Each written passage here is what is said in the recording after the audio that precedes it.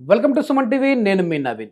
Vitamin B 12 ఇది చాలా మంది వింటూ ఉంటారు. సో ఈ నరాల బలహీనత ఉన్న వాళ్ళకి ఏదైనా ప్రాబ్లం ఉంది అంటే టెస్టులు చేసినప్పుడు విటమిన్ బి 12 డెఫిషియన్సీ వచ్చింది, లేదంటే విటమిన్ బికి సంబంధించిన డెఫిషియన్సీ వచ్చింది అని చెప్పేసి అంటుంటారు. అట్లాంటి వాళ్ళు ఏంటంటే 2 డేస్కి ఒకసారో లేదంటే 1 వీక్ ఒకసారో ఒక ఇంజెక్షన్ వేసుకుంటారు. ఏం వేసుకుంటా ఉన్నామమ్మా అంటే ఏదో సార్ ఎర్ర ఇంజెక్షన్ నరానికి వేసుకుంటున్నా అంటారు. సో అదే వచ్చేసి బి కాంప్లెక్స్కి సంబంధించి.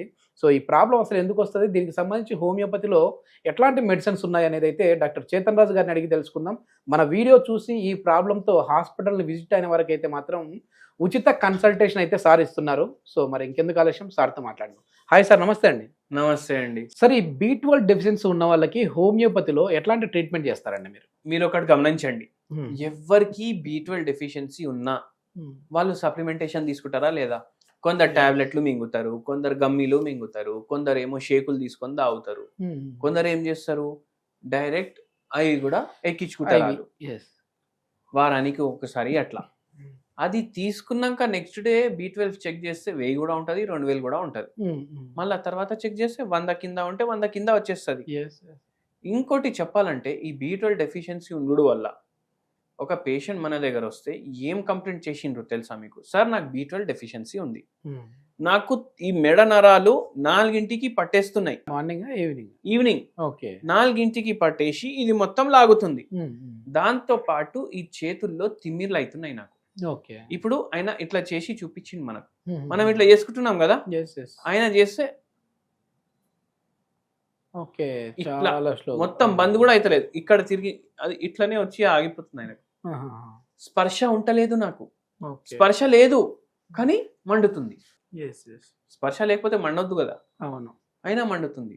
అరికాలల్లో మంటలు, అరికాలల్లో తిమ్మిర్లు, మొత్తం లాగడం, నడుస్తుంటే చెప్పు వచ్చేస్తుంది బయటికి, నాకు అర్థమైతలేదు. వెనకాలు అరే అన్నా నీ చెప్పులు పోయింది అనేసి ఊడిపోయింది కూడా అర్థం అయితలేదు. ఓకే ఓకే బి 12 వచ్చేసి 100 కింద ఉండే. యాక్చువల్గా ఎంత ఉండాలి సార్ మామూలు? సార్ చూడండి సార్, కొందరికి వాడు లోవర్ రేంజ్ ఇస్తాడు, హయ్యర్ రేంజ్ ఇస్తాడు. మనం అట్లీస్ట్ మనకు 400-500 ఉండాలి. లోవర్ రేంజ్ దగ్గర ఉంది కానీ నార్మల్ రేంజ్ లోనే ఉంది కదా అని అనుకోకండి. హయ్యర్ రేంజ్ కన్నా ఎక్కువ అయితే కూడా పరేషానీ అవుతుంది.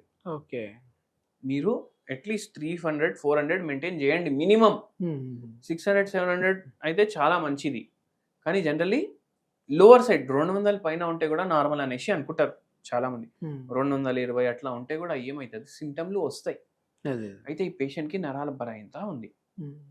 పేషెంట్కి ఎప్పుడు సప్లిమెంట్స్ తీసుకుంటే అప్పుడు జర మంచిగా అనిపిస్తుంది, 2-3 రోజులు మళ్ళీ పరేషానీ అవుతుంది.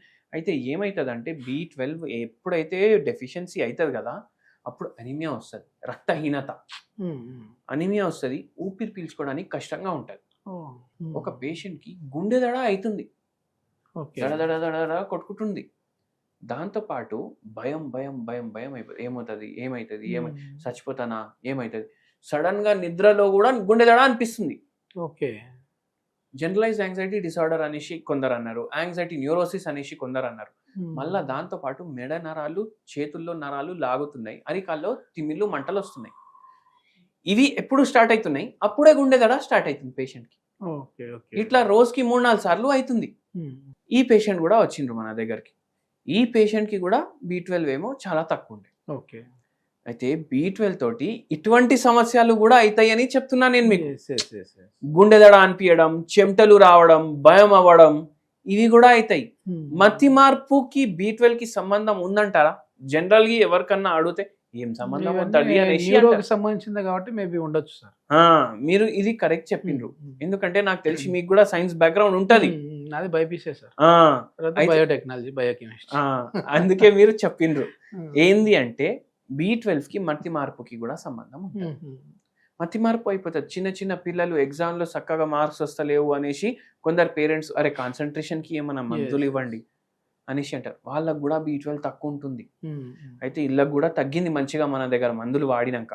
ఓకే ఒక్కటే అడిగినా నేను, ఈ గుండెదడ పేషెంట్ కి అడిగిన, బి 12 తక్కువ ఉన్నాయి, కాళ్ళు చేతులు లాగుతున్నాయి అంటే కలలు ఏమొస్తాయి అనేసి అడిగిన. ఓకే ఓకే కళలు ఏమొస్తున్నాయి అంటే సార్ ఎవరో నన్ను చంపడానికి ప్రయత్నిస్తున్నారు. అంటే కళలను బట్టి కూడా ఉంటుందండి? అవును సార్, ఎందుకు చూడండి, పేషెంట్కి రోగం వచ్చింది, రోగంకి బాడీలో వేరే వేరే డెఫిషియన్సీలోకి లింక్ ఉంటుందా ఉండదా? ఉంటది. ఇప్పుడు రోగాలు మైండ్ లో కూడా రోగాలు ఉంటాయి కదా, సైకియాట్రిక్ డిపార్ట్మెంటే ఉంది కదా సైకియాట్రిక్ అనేసి. అంటే మైండ్ లో కూడా ప్రాబ్లం ఉంటే రోగాలు ఉన్నట్టే కదా. మైండ్ లో ప్రాబ్లం ఉంటే కళల్లో తేడా రాదా చెప్పండి? అవునా కదా? కళని బట్టి కూడా మందులు మారతాయి హోమియోపతిలో. అవును సార్, ఇట్లా ఎవరో నాకు చంపేస్తుండ్రు అనేసి కళ వస్తుంది, సరే అనేసి ఆ సిమ్టమ్ కూడా కన్సిడర్ చేసి మందులు ఇచ్చినాం. 5 ఏళ్ల నుంచి సఫర్ అవుతుండే పేషెంట్, 3 నెలల్లో తగ్గింది పరేషాని. B12 కూడా మంచిగా అబ్జర్వ్ అవ్వడం స్టార్ట్ అయిపోయింది. ఆల్రెడీ పేషెంట్కి నిద్ర డిస్టర్బ్డ్ ఉంటుంది, నిద్ర పోతే కూడా ఇట్లాంటి కళలు వచ్చి నిద్ర వెళ్ళిపోతుంది. ఇప్పుడు నిద్ర కూడా మంచిగా పట్టడానికి కూడా ఉన్నాయండి మెడిసిన్స్? నిద్ర మంచిగా పట్టడానికి కూడా మెడిసిన్ ఉన్నాయి, B12 డెఫిషియన్సీ కూడా తగ్గడానికి మెడిసిన్స్ ఉన్నాయి. దీంతో పాటుగా చేతన్ రాజు గారు అంటే ఒక హోమ్ రెమెడీ చెప్తా ఉంటారు అన్ని వీడియోస్లో. సో ఈ వీడియోకి సంబంధించి ఏం చెప్తారండి? అంటే B12 కోసం ఏదైనా హోమ్ రెమెడీ? B12కి నరాల బలహీనత ఉండి ఇట్లా గుండెదడ రావడం, మళ్ళీ చేతులు లాగడం, కాళ్ళు లాగడం ఉండి వాళ్ళ కోసం ఒక మంచి హోమ్ రెమెడీ చెప్తాను. మీరు కూడా విని అసలు ఇది కూడా ఉంటుందా అనేసి ఆలోచిస్తాను మీరు. Okay okay. మా తెలుగు తల్లికి మల్లె పూల దండ అనేసి మనకు స్కూల్లో నేర్పించిండ్రు కదా పాట. అవును సార్. ఏంది అంటే ఆ మల్లె పువ్వులతోటి మనకు నరాల బలహీనతకి, విటమిన్ B12కి ఒక మంచి హోమ్ రెమెడీ చెప్తాను. ప్లీజ్. మీరు వాటర్ బాయిల్ చేసుకోవాలి, దాంట్లో కొన్ని మల్లెపూలు వేయాలి, ఓకే, దాంట్లో కొంచెం దాల్చిని చెక్క పౌడర్ 1 పించ్ వేసుకోండి. ఇది మీరు ఏం రెడీ చేసుకున్నారు తెలుసా మీకు? Jasmine tea. ఇప్పుడు మీకు అర్థం కాలేదు అంటే మీరు యూట్యూబ్ లోకి పోయి how to make jasmine tea అని సెర్చ్ చేయండి. Okay okay. ప్రిపేర్ చేసుకున్నారా? ఫిల్టర్ చేసుకొని గోరువెచ్చంగా ఉన్నప్పుడు ఈవినింగ్ టైం తీసుకోండి.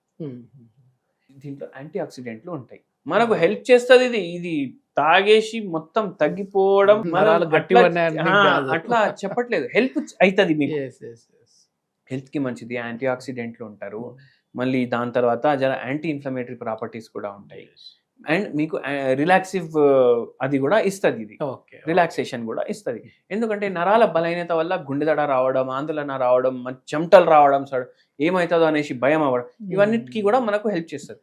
డైలీ ఈవినింగ్ తీసుకోండి. ఓకే. దీంతో పాటు హోమియోపతి మెడిసిన్ కూడా మనం కంటిన్యూ చేస్తాం కదా. B12 డెఫిషియన్సీకి మనం ఎటువంటి మెడిసిన్ ఇస్తాం, నేను మెయిన్ పాయింట్ మీకు చెప్పలేదు. మనం B12 బయటికి వెళ్ళి ఇవ్వం పేషెంట్కి, మనం ఇచ్చే మందుల ద్వారా ఆటోమేటికలీ మీరు తినే ఆహారంలోకి వెళ్ళి B12 అబ్జర్వ్ అయిపోతుంది.